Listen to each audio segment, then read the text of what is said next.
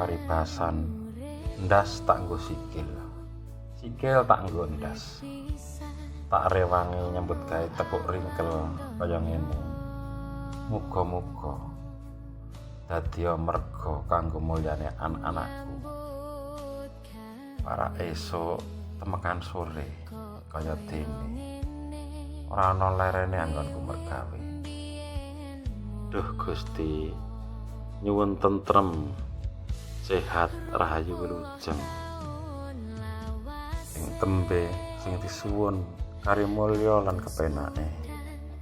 Muga-muga anak-anakku iso dadi wong kang miguna tumrap masyarakat tangga lan sumrambah mring sak padha-padha. Rekoso wis dirasakne, jungkir balik wis dilakoni. Ibarat golek esuk sore diladekne. Sapa wong sing ora keirsati? Siji panyuwunku sedulur kabeh iso ayem, tentrem, sehat, rezeki lumintu.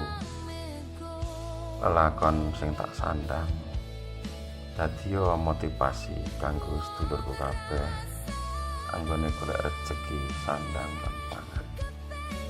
Merga aku yen mung titah menungso sing ora iso selak karo Gusti sing gawe iki lan pesti. Tuku ciu diucek acik, mrica polo kanggo bumbu.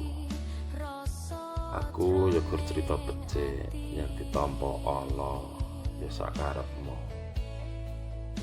Esuk wita memet wader no kali kopen.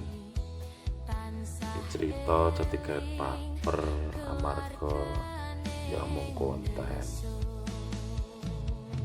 Matur nuwun sedulur kabeh wis gelem nonton videoku, like, nge-share. Matur nuwun.